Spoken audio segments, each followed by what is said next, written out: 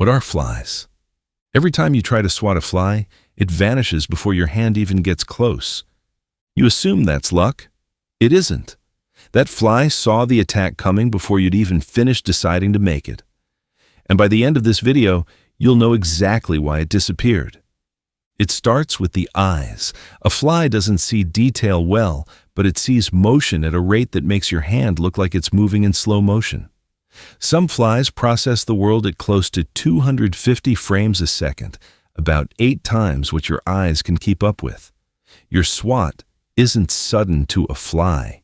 It's slow, obvious, and telegraphed from the moment your arm tenses.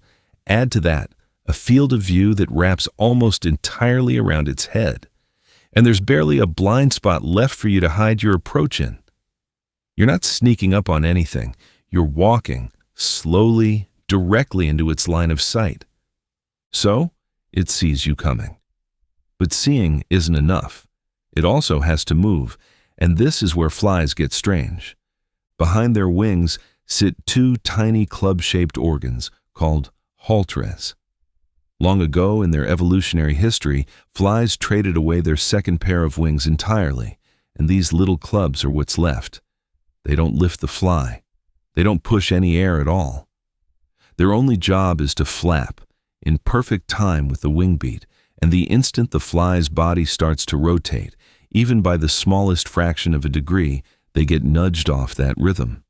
That tiny nudge is exactly what the fly needs to feel, which way it's tipping, and it feels it faster than almost any other insect can sense the same kind of movement. That's the fly from the start of this video.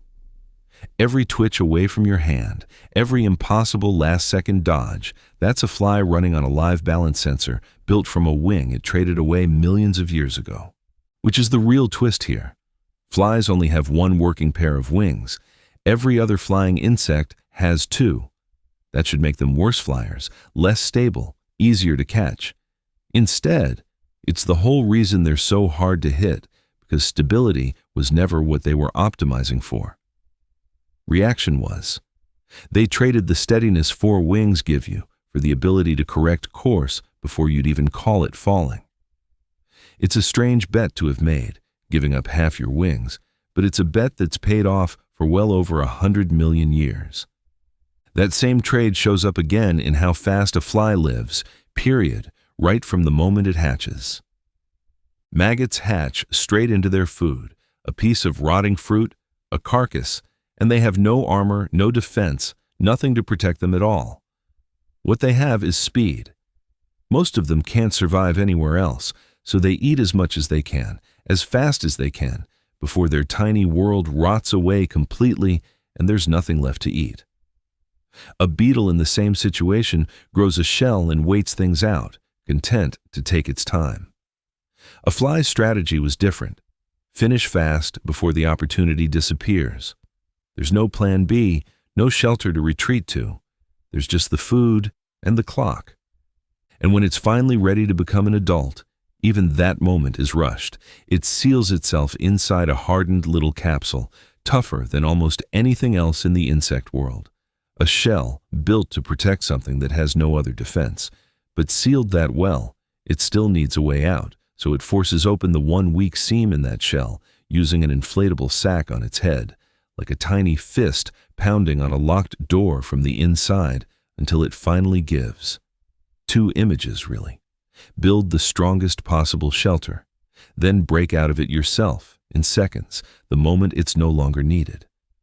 Because everything about a fly's life keeps circling back to the same rule. Don't linger. Not as a larva, not as a pupa, and, as it turns out, not as an adult either. Many adult flies no longer chew their food at all.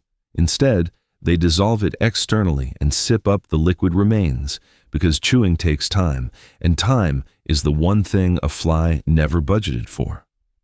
So it grows up fast, sees everything, and reacts before its own body is finished falling.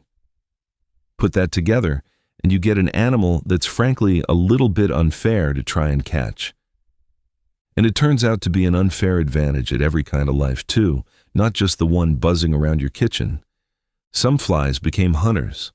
Robber flies sit completely still on a sunny perch, patient in a way nothing else about them seems to be, then launch mid-air at full speed and knock other insects clean out of flight before they even register the attack. By the time the prey realizes something is wrong, it's already over. Others took a completely different path. Hoverflies wear the black and yellow of a wasp, no sting, no defense, just the costume, and drift calmly from flower to flower, doing the pollinating work bees are famous for, while everything around them, birds, predators, even you, assumes it's dangerous and leaves it alone. It's a trick that costs nothing and buys everything. And a few evolved one of the strangest lifestyles in the insect world. Certain flies lay their eggs directly onto a caterpillar, and the larvae grow up eating their host slowly from the inside, out of sight, while the caterpillar goes on living, unaware, until one day there's nothing left of it at all.